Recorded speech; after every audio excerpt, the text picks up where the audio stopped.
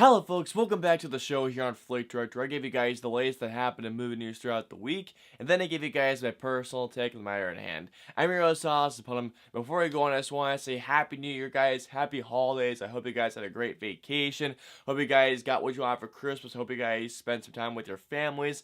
But now, let's get back into business here and talk about some movie news that happened over the week. Now, starting out, my first topic isn't really of news, but it's more of a question that I've been hearing around, and it's that is Avengers Endgame getting too hyped? Spoiler for those of you who haven't seen Avengers Infinity War, Thanos got all the Infinity Stones, snapped his fingers, and because of it, half of human life, or just half of life in general, just washed away, including half of our superheroes, leaving only the Avengers, or at least the original Avengers out there. And it's actually a callback to what Doctor Strange said before he vanished away, saying that we're in the Endgame now, which made perfect sense to me. But of course, the hype surrounding a new superhero film, let alone an Avengers trailer, was bound to happen, and the hype for this film has skyrocketed, and the main question is, will we overhype this film too much? Maybe, depending on who you are as a person, because the hype depends on who the person exactly is, because some people are never looking forward to this film way more than others. For me, it's not my most anticipated film of the year. Mine is Once Upon a Time in Hollywood,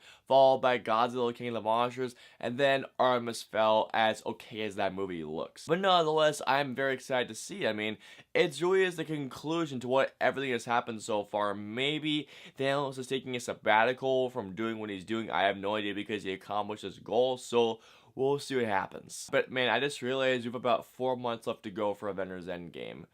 God dang, it's coming so soon. Next up, guys, I have some box office news surrounding Aquaman. That Aquaman has crossed 200 million domestically, but worldwide, I believe internationally, it's in a whole lot more internationally. Like, I believe, maybe 800, maybe 900. I know it's close to 1 billion, which I hope it makes. Now, if you guys haven't seen Aquaman, I would really suggest doing so. It's such a fun little swashbuckling adventure with Jason Momoa, who absolutely nailed it as Aquaman, if you ask me personally. But I just think it's really cool knowing that an actual good, fun DCEU movie is close to making 1 billion, because the DCEU, if you guys haven't noticed, as of recently, well, between Aquaman and Wonder Woman, and I guess Man of Steel. No, I love Man of Steel. What am I saying? But between those 3 films, the DCU has been a heck of a rough patch so far. I mean, Batman v Superman, Suicide Squad, then we also have, is that it?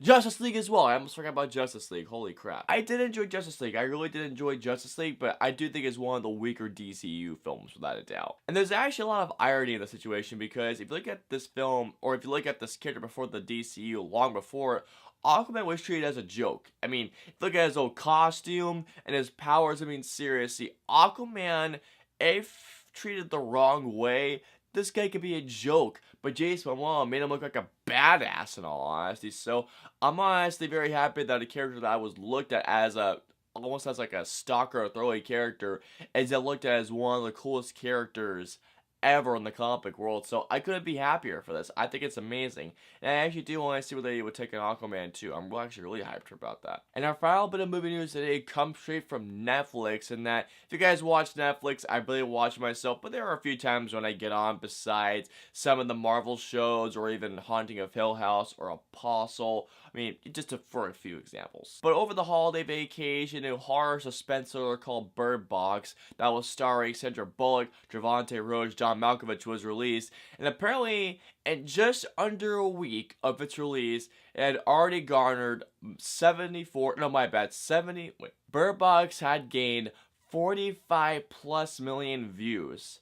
I mean, when you have a cast like that, yeah, it's bound to happen. And I did watch Bird Box on Christmas, and what I think of it, I liked it. I don't think it's a masterpiece like others are saying there are, because there are plenty of flaws with it, but I will say this. For a film that's essentially The Happening, if it were good, meets The Mist, it's not bad. There's some good writing in there. All the acting is great. There's some great horror thriller suspense in there. And there's actually a couple of scenes where I'm not gonna lie, I got goosebumps. But really, it does seem to be like one of those films either you won't like or you will like, because I've talked to plenty of people that don't like the movie, and I've talked to plenty of people that love the movie. One of my best friends actually loved the movie. She gave it like a 4.5 out of 5, where I gave like a 3.5 to a 4, because, like I said, I found some flaws in it myself. Like, there are a lot of predictable moments. Characters make some really dumb, I mean, some I can't stand when characters in horror films make dumb decisions. It grinds my gears to no end. But no, really, when it comes to the 45 million plus viewers, yeah, when you have a cast like Javante Rhodes